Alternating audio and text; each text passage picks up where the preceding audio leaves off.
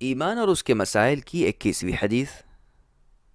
ابن عباس رضی اللہ عنہما کی روایت میں ہے، اللہ تعالیٰ فرماتے ہیں کہ ابن آدم کا مجھے برا بھلا کہنا اس کا یہ کہنا ہے کہ میری اولاد ہے، حالانکہ میں اس سے پاک ہوں کہ میں بیوی یا اولاد والا بنوں۔ اس حدیث کو بخاری نے روایت کیا ہے۔ وضاحت: اللہ پاک کی ذات بے نظیر و بے مثال ہے، نہ اللہ کی ذات سے کوئی چیز نکلی ہے، نہ اللہ پاک کسی چیز سے نکلے ہیں۔ ان باتوں سے اللہ تعالیٰ بے نیاز ہے۔ یہ عقیدہ رکھنا کہ فلاں پیغمبر یا فلاں بزرگ اللہ کے نور سے نکلے ہیں تو یہ عقیدہ مشرکانہ ہے۔ اسی طرح حلول اور اتحاد کا عقیدہ رکھنا کہ میں اللہ ہوں، میرا وجود اللہ کے وجود سے الگ نہیں ہے، ایسا عقیدہ رکھنا وحدت الوجود کا۔ ایمان اور اس کے مسائل کی 22ویں حدیث۔ ابو ہریرہ رضی اللہ عنہ سے روایت ہے، وہ بیان کرتے ہیں رسول اللہ صلی اللہ علیہ وسلم نے فرمایا، اللہ کا فرمان ہے کہ آدم کا بیٹا مجھے تکلیف دیتا ہے، وہ زمانے کو برا کہتا ہے، حالانکہ میں زمانہ ہوں، میرے ہاتھ میں تمام امور ہیں، میں ہی رات دن کو تبدیل کرتا ہوں۔ ضروری وضاحت: ایک سوال اور اس کا جواب۔ کیا افعال کی نسبت حقیقتاً زمانے کی جانب کرنا درست ہے؟ اس حدیث کی روشنی میں یہ بات سمجھ میں آتی ہے کہ افعال کی نسبت حقیقتاً زمانے کی طرف سے کرنے سے انسان کافر ہو جاتا ہے۔ یہ بات درست نہیں ہے۔ مثال کے طور پر اگر کسی شخص کی زبان سے یہ کلمہ نکل جائے کہ یہ زمانہ برباد ہو جائے، اس نے مجھے نقصان پہنچایا ہے، تو اس سے وہ شخص کافر نہیں ہوگا، البتہ اس کا یہ کلمہ کراہت والا ہے، اس لیے کہ اس کلمے کے کہنے سے اہل کفر کے ساتھ اس کی مشابہت ہو جاتی ہے۔ معلوم ہونا چاہیے کہ اللہ کی ذات زمانہ نہیں ہے، بلکہ زمانہ مخلوق ہے، اللہ اس کے خالق ہیں۔ میں زمانہ ہوں سے مقصود یہ ہے کہ میں زمانے کا خالق ہوں، واللہ اعلم۔ ایمان اور اس کے مسائل کی 23ویں حدیث۔ ابو موسیٰ الاشعری رضی اللہ عنہ سے روایت ہے، وہ بیان کرتے ہیں رسول اللہ صلی اللہ علیہ وسلم نے فرمایا، کسی اذیت پر اللہ تعالیٰ سے زیادہ صبر کرنے والے اور کوئی نہیں ہے۔ لوگ اللہ تعالیٰ کا لڑکا بناتے ہیں، یعنی اللہ تعالیٰ کے لیے لڑکا ثابت کرتے ہیں، پھر بھی اللہ تعالیٰ انہیں عافیت عطا کرتے ہیں اور انہیں رزق دیتے ہیں۔ اس حدیث کو بخاری اور مسلم نے روایت کیا ہے۔ ایمان اور اس کے مسائل کی 24ویں حدیث۔ معاذ رضی اللہ عنہ سے روایت ہے، وہ بیان کرتے ہیں کہ میں نبی صلی اللہ علیہ وسلم کے پیچھے گدھے پر سوار تھا، میرے اور آپ کے درمیان صرف پالان کی لکڑی حائل تھی۔ آپ نے فرمایا، اے معاذ، تمہیں معلوم ہے کہ اللہ تعالیٰ کے اس کے بندوں پر کیا حقوق ہیں اور بندوں کے اللہ پر کیا حقوق ہیں؟ معاذ رضی اللہ عنہ کہتے ہیں، میں نے عرض کیا، اللہ اور اللہ کے رسول ہی بہتر جانتے ہیں۔ آپ نے فرمایا، اللہ کے حقوق بندوں پر یہ ہیں کہ وہ اکیلے اللہ ہی کی عبادت کریں، اللہ کے ساتھ کسی کو شریک نہ ٹھہرائیں، اور بندوں کا اللہ پر یہ حق ہے کہ وہ اس شخص کو عذاب نہیں دیں گے جو اللہ کے ساتھ کسی کو شریک نہیں ٹھہراتا۔ معاذ رضی اللہ عنہ کہتے ہیں، میں نے عرض کیا، اللہ کے رسول، کیا میں لوگوں کو اس بات کی خوشخبری نہ سنا دوں؟ آپ نے فرمایا، انہیں خوشخبری نہ سناؤ، کہیں وہ اس پر اعتماد کرتے رہیں اور عبادت کرنے میں کوشاں رہنے کو ترک کر دیں۔ اس حدیث کو بخاری اور مسلم نے روایت کیا ہے۔ ایمان اور اس کے مسائل کی 25ویں حدیث۔ انس رضی اللہ عنہ سے روایت ہے، وہ بیان کرتے ہیں کہ نبی صلی اللہ علیہ وسلم کے پیچھے معاذ رضی اللہ عنہ سواری پر تھے۔ آپ نے فرمایا، اے معاذ۔ انہوں نے جواب دیا، اے اللہ کے رسول، میں حاضر ہوں۔ آپ نے فرمایا، اے معاذ۔ انہوں نے جواب دیا، اے اللہ کے رسول، میں حاضر ہوں۔ 3 بار ایسا ہوا۔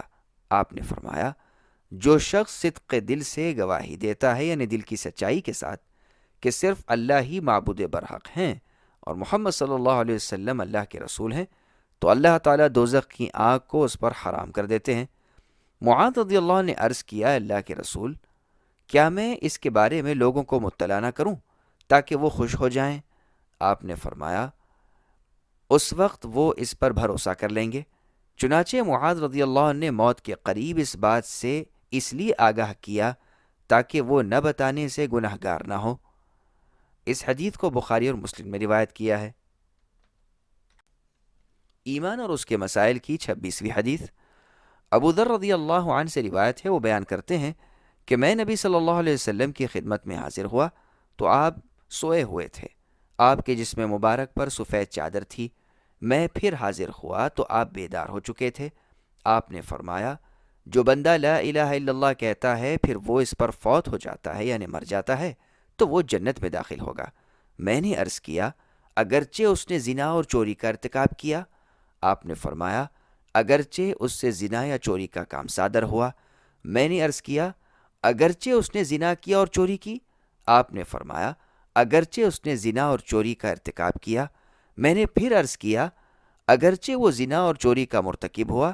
آپ نے فرمایا، اگرچہ وہ زنا اور چوری کا مرتکب ہوا۔ تیسری بار پوچھنے پر فرمایا، اگرچہ ابو ذر کی ناک خاک آلودہ ہو جائے، یعنی اگرچہ ابو ذر اس کو ناپسند جانے، اور ابو ذر جب اس حدیث کو بیان کرتے تھے تو فخر سے کہا کرتے، اگرچہ ابو ذر کی ناک خاک آلودہ ہو جائے، یعنی وہ اس کو ناپسند جانے۔ اس حدیث کو بخاری اور مسلم نے روایت کیا ہے۔ وضاحت: زنا کرنے یا چوری کرنے سے کوئی شخص کافر نہیں ہو جاتا، البتہ ان افعال کا شمار کبائر گناہوں میں ہوتا ہے یعنی بڑے گناہوں میں، اور کبائر گناہ توبہ کرنے سے معاف ہو جاتے ہیں۔ اگر کسی کبیرہ گناہ کے مرتکب نے توبہ نہیں کی اور وہ اسی حالت میں فوت ہو گیا تو اس کا معاملہ اللہ تعالیٰ کی مشیت پر موقوف ہے۔ اگر اللہ تعالیٰ چاہیں گے تو وہ اس کو معاف کر دیں گے، اور اگر نہیں چاہیں گے تو اس کو سزا ملے گی اور وہ دوزخ میں داخل ہوگا۔ سزا کے بعد اس کو دوزخ سے نکال کر جنت میں داخل کر دیا جائے گا، جبکہ کفار و مشرکین ہمیشہ دوزخ کی آگ میں رہیں گے۔ واللہ اعلم۔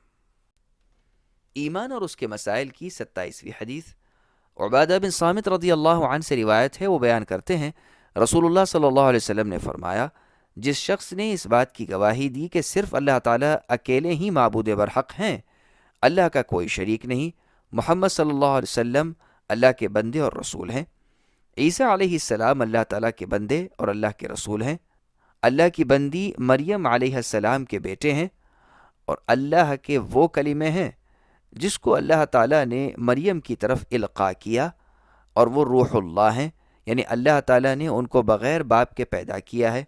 نیز جنت اور دوزخ حق ہیں، تو اللہ تعالیٰ اس شخص کو جنت میں داخل کریں گے خواہ اس کے اعمال جو بھی ہوں۔ اس حدیث کو بخاری اور مسلم نے روایت کیا ہے۔ ایمان اور اس کے مسائل کی 28ویں حدیث عمرو بن العاص رضی اللہ عنہما سے روایت ہے۔ وہ بیان کرتے ہیں کہ میں نبی صلی اللہ علیہ وسلم کی خدمت میں حاضر ہوا۔ میں نے عرض کیا، اپنا دایاں ہاتھ نکالیں تاکہ میں آپ کی بیعت کروں۔ آپ نے اپنا دایاں ہاتھ باہر نکالا تو میں نے اپنا ہاتھ کھینچ لیا۔ آپ نے فرمایا، عمرو کیا بات ہے؟ میں نے عرض کیا، شرط لگانا چاہتا ہوں۔ آپ نے دریافت کیا، تم کیا شرط لگانا چاہتے ہو؟ میں نے عرض کیا کہ میری بخشش ہو جائے۔ آپ نے فرمایا، اے عمرو، کیا تم نہیں جانتے کہ اسلام سابقہ تمام گناہوں کو ختم کر دیتا ہے، اور ہجرت سے بھی پہلے تمام گناہ معاف ہو جاتے ہیں، اور حج سے بھی اس سے پہلے کے تمام گناہ معاف ہو جاتے ہیں؟ اس حدیث کو مسلم نے روایت کیا ہے۔ اور وہ دو حدیثیں جو ابو ہریرہ رضی اللہ عنہ سے مروی ہیں کہ اللہ تعالیٰ نے فرمایا، شرک کرنے والوں کے شرک سے میں بے پرواہ ہوں، اور دوسری حدیث کہ کبریائی میری چادر ہے، ان دونوں احادیث کو ہم انشاءاللہ تعالی ریا اور تکبر کے باب میں ذکر کریں گے۔